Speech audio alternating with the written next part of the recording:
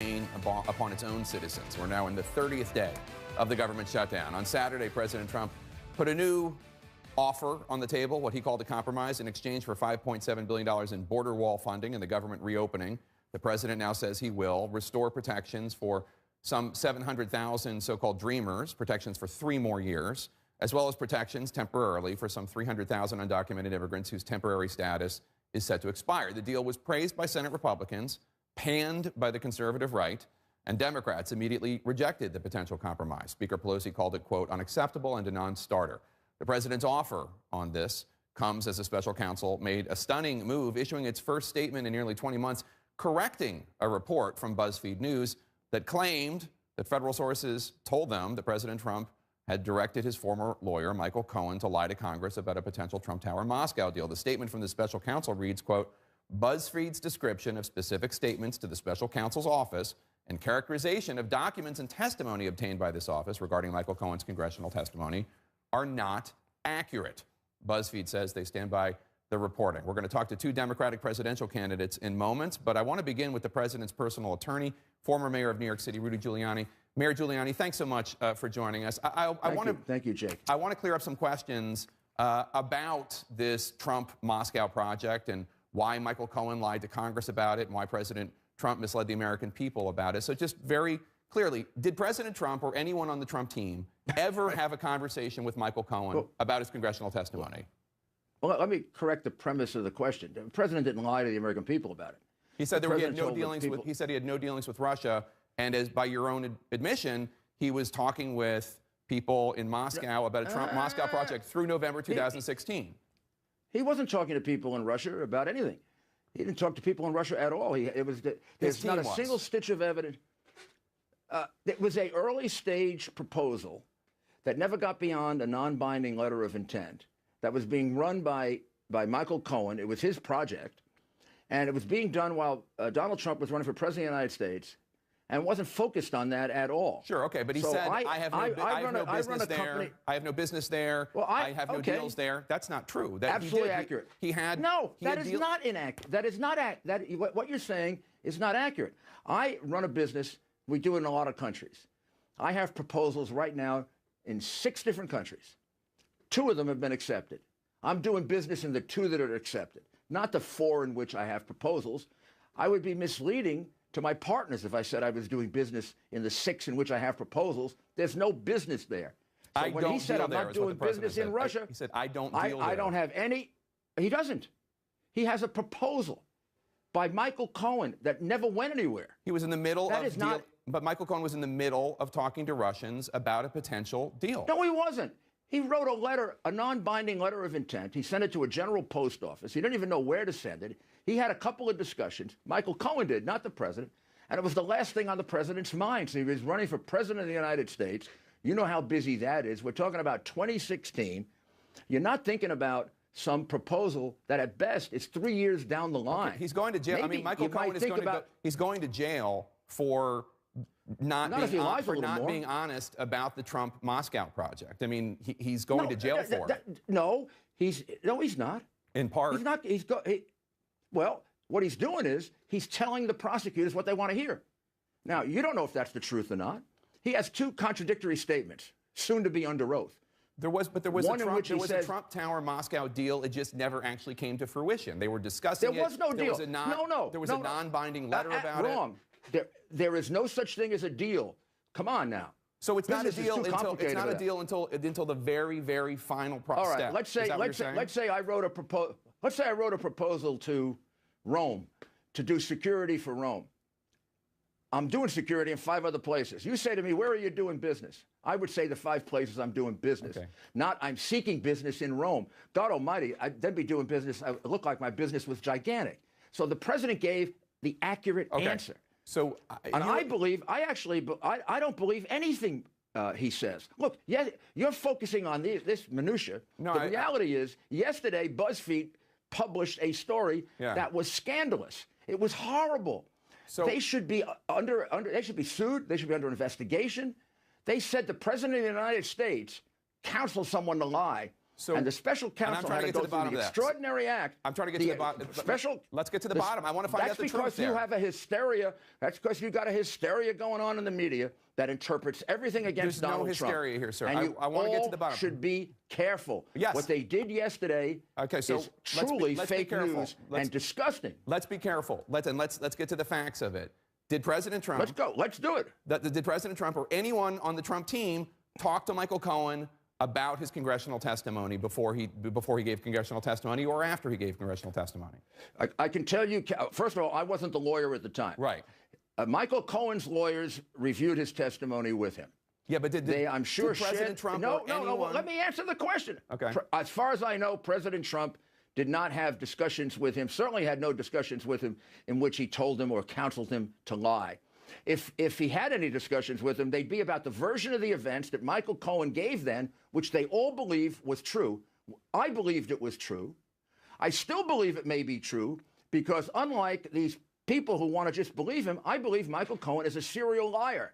If you can figure out when Michael Cohen's telling the truth, you're better than I am, Jake. And that's what happened to BuzzFeed. They bought a totally phony story. They weren't going to buy it unless they got some phony stuff about federal agents, and then they went with it because they're the same ones who published the Steele dossier when no one else would do it. They obviously have a hatred for the president. But you just acknowledged that it's possible that President Trump talked to Michael Cohen about his testimony. Which would be perfectly normal, which the president believed was true. So it's possible that that happened, that President Trump talked to Michael Cohen about his testimony. I don't know if it happened or didn't happen, and it might be attorney-client privileged if it happened, where I can't acknowledge it. But I have no knowledge that he spoke to him. But I'm telling you, I wasn't there then. So it's not significant because the version he gave to the... But he's convicted of, I mean, one of the things he pleaded guilty to, I believe, is lying to Congress about the Trump Tower deal. Which time? Well, I'm talking, you can pick your time. Right, but about the Trump Tower deal. About the Trump Tower deal. But he's pleading guilty to get a reduced sentence, which means he's saying what the prosecutor wants him to say. But you just acknowledged that President Trump might have talked to him about his testimony. And so what if he talked to him about it? Is it not possible that Michael Cohen had that conversation? And I'm just asking you for what happened or what didn't happen. It's not possible. That Michael Cohen left the conversation thinking, well, this is what the boss wants me to say. The boss wants me to say. Not possible. The guy driving this testimony was Michael Cohen. In other words, you and I are in a deal together. You're the guy running it. I'm the guy that's sitting back there doing 50 other things. When it comes time to remember what happens, I go to you, and you tell me what happened. I don't tell you what happened. Well, so Michael Cohen was telling people what happened. I don't know if the president was briefed by him or wasn't. He certainly was briefed by his lawyers, all attorney-client privilege. But I can tell you this. Michael Cohen's lawyers believed him at the time. Yeah. Why wouldn't the president believe him? In his written answers. He knew what happened. Michael Cohen, was the guy in charge of this. I emphasize that. Right. President Trump was running for president. So when this comes down and everybody's in a joint defense agreement, you go to Michael Cohen, you say, Michael, what happened? Right. Michael's going to remember a lot better what happened than Donald Trump, where this was like this big in his recollection, and it's this big in Michael's. Right. So, but let me ask you a question. And what you're doing is so unfair. This part you were the lawyer for. In his written, lawyer for Trump for. In his written answers, President Trump's written answers to special counsel Robert Mueller's questions, what did President Trump have to say about the Trump-Moscow project? He acknowledged that they had conversations about it throughout 2015, 2016. Through November 2016. And, through November. He answered. Right? That's what you said He answered those questions. He answered those questions fully, and I think to the satisfaction of the special counsel. So I'm not at all concerned about that. He gave a full and complete answer to it. I can't share the whole thing with you, but I can share the conclusion, which is he had conversations with Michael Cohen, but it was Michael Cohen driving the project. As, of course, anybody who's being fair-minded would understand. He was running, I emphasize, for President of the United States, tied up 18 hours a day with that. Right. If he could devote a minute a day to this, it would be a lot. So it would be a minute here, a minute there, a minute here. Your recollection of that is not going to be that strong. So let me ask you... The guy running the deal is going to remember it. Yeah. And I'm emphasizing the following. Do not think that just because he's pleading guilty to something, Michael Cohen's telling the truth. He's got every reason to say what the prosecutor wants him to say. But Corsi, they're offering Corsi a deal right now. If he says what they want him to say, he gets probation.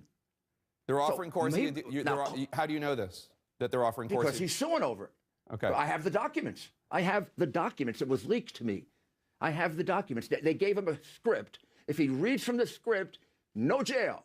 If he doesn't read from the script, He gets maybe 5 years in jail. So what's the temptation to read from the script? If you are a guy like Cohen, who was a lawyer taping his own client and lying to him about it, taping Chris Cuomo and lying to him about it, stealing money back when he was fiercely loyal, in this transaction that was just uncovered, he kept $37,000. So let me just ask you, I just want to ask you a question, because the guy is a complete scoundrel.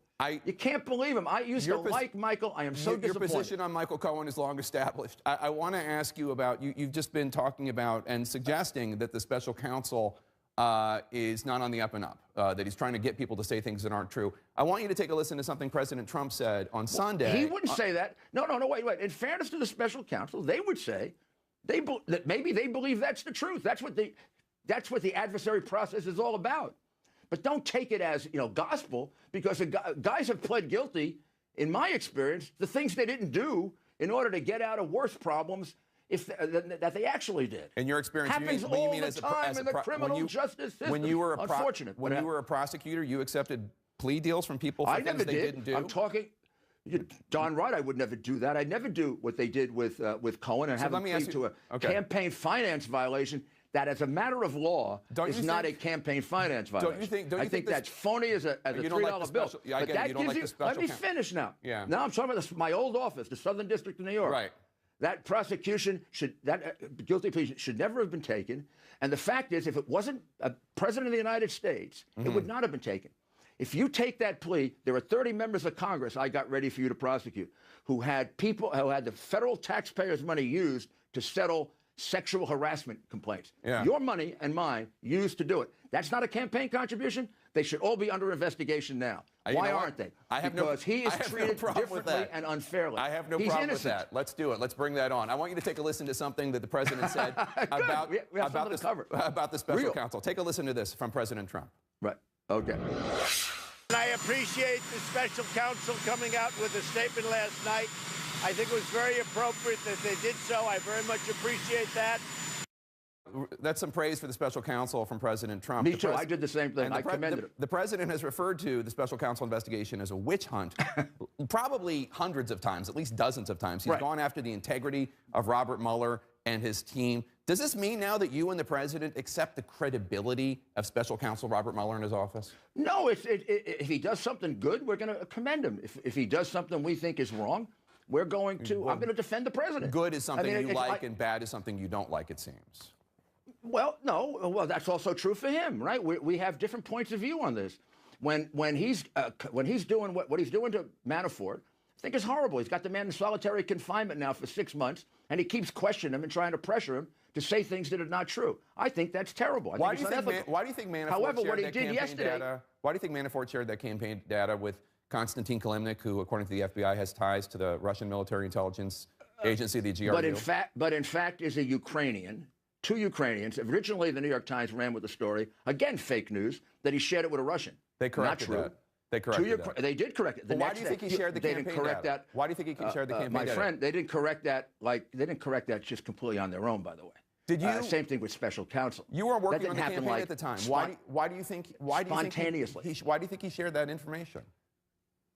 I think he owed them money, a lot of money. And I think he was sucking up to them, sucking up to his clients, making them feel important. The sharing of polling information. Right. I'm sorry, other way around. So he wanted to get paid. You're correct. You're correct. They owed him money, and he wanted to get paid.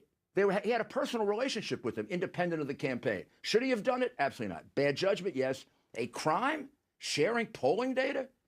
Give me a break. No way. Well, we'll see. People give out that internal polling data. People give out that internal polling data to impress people. They give it out for fundraising. They give it out just to have people on your side. They give it out to affect you guys in the press. Yeah, I don't know why he did it. That's what they use it for. I don't know why he did it. I don't, but go ask him. Well, he's in the president didn't know about it. You told CNN earlier this week that the only possible crime that could have committed, and which he did not do, you say, was aiding Russia in hacking the DNC.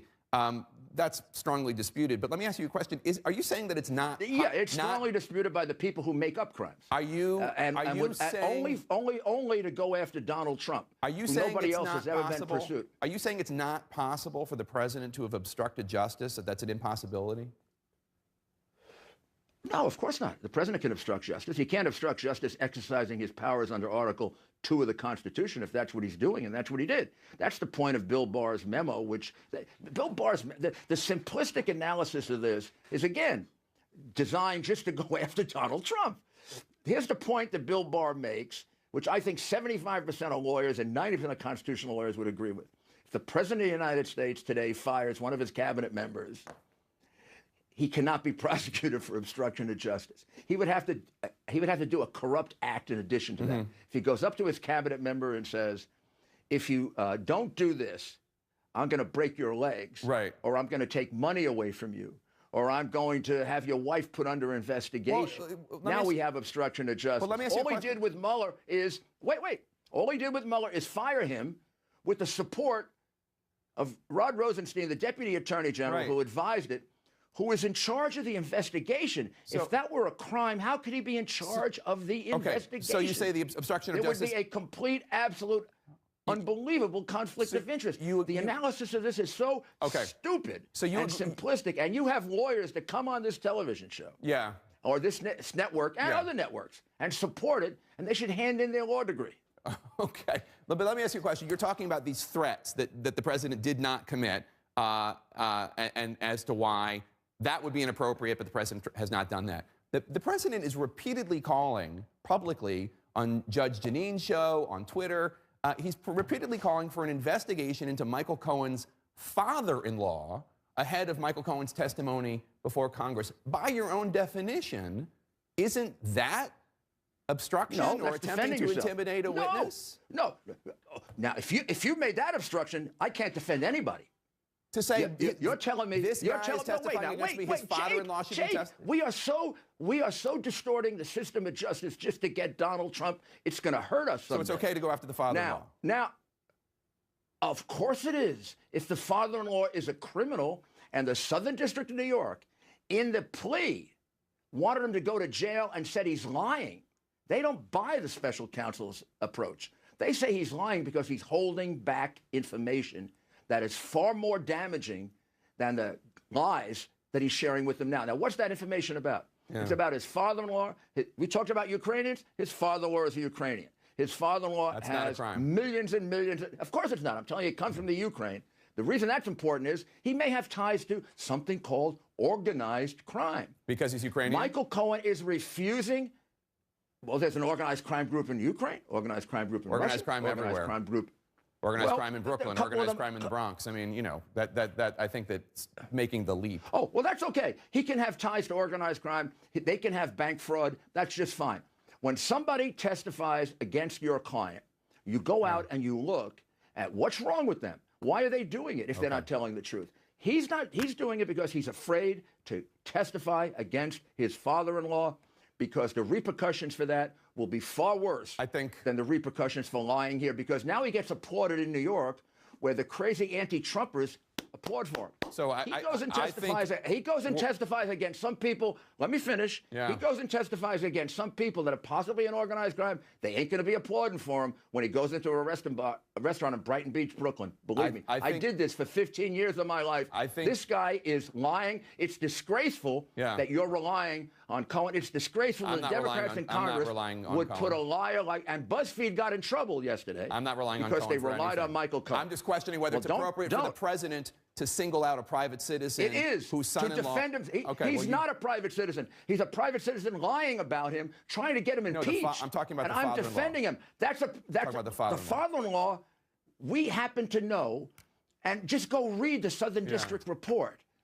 The man was involved in criminal activity with Michael Cohen. That's all. And Michael Cohen is withholding it.